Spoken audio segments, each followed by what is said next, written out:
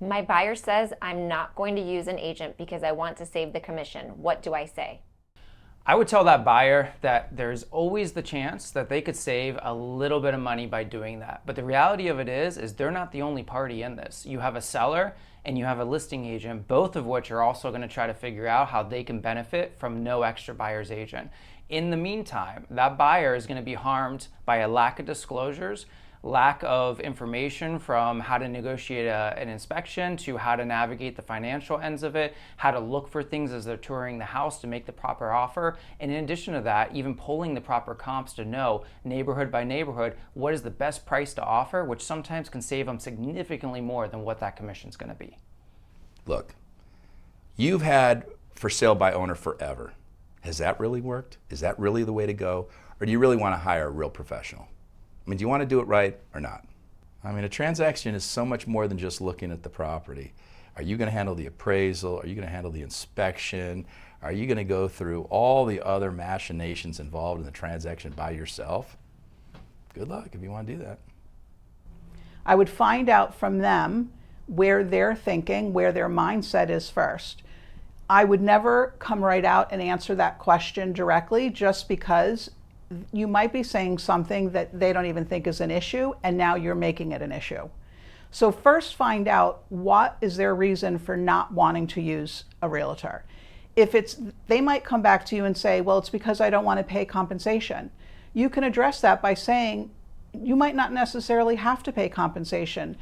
We're jumping ahead. We can possibly go after, having the seller contribute with the compensation. It's not about you paying the compensation. That's not why we're here today. The second thing I'm going to ask them is, once they've answered the question of what my role is, I want to show them what my value is and what my worth is. That's the most important thing for you as a realtor, is to know what your value and your worth is. And explain to them the process of buying a home, that you're there to make sure that they get the most solid pre-qualification letters in place. What's the difference between pre-qualification and pre-approval letters? What's the process in that, getting that from the lenders? The best interest rates, the best closing costs, the best program, finding funds that are available for them. Also telling them about how do you write an offer? How's the best way to present the offer? That you're involved in the entire process from beginning to end. I heard a great saying one day that the individual doesn't see how you work best until they know how you had to slay the dragons. And that's what we do as realtors. We're dealing every single day in this process, and that is the message you have to convey to your buyers, is that we're here to protect them, to make sure that they're not walking into the unknown and not knowing how to handle the unknown. You will want to use a seasoned professional who is knowledgeable of the area, who knows the different agents that are the listing agents, so we can protect you from all the different pitfalls that happen during the transaction.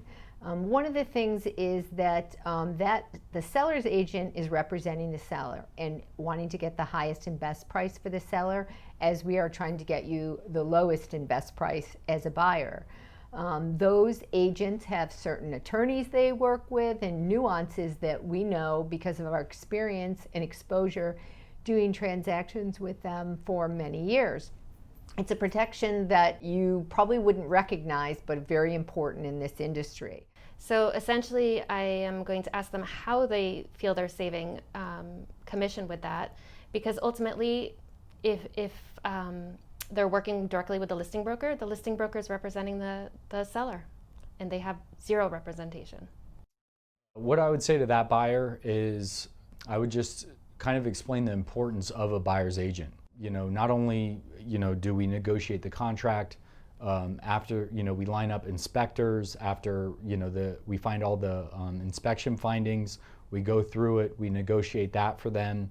If it's a loan deal, there might be an appraisal gap, we negotiate that. One mistake that they make without having a buyer's agent could more than offset the commission that they would pay. So, I'm sure a lot of agents here have had transactions where, I've had so many where I've saved my buyers thousands of dollars by having a buyer's agent. But in addition to that, it's all of our resources after, post-closing. whether it's a painter or a contractor or landscaper. We're really there from the start to the finish and even after the transaction. So I think they would be making a mistake. And again, they can do that now. That all can be done now in the current environment. But if you really know the market, there's a lot of value to be sold to the client. So I was representing a buyer recently in Martin County, and the property was recently converted from well water and septic to city water and city sewer. So when I was filling out the contract, I basically selected the option where the seller would pay all assessments in full at closing. The listing agent had no idea that the property was recently converted over.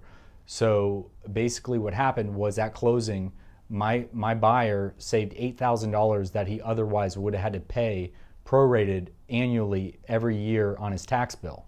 He was obviously very excited. The seller was not happy, but that's just one small example of what a buyer's agent can do. Just one example that adds a lot of value to the buyer.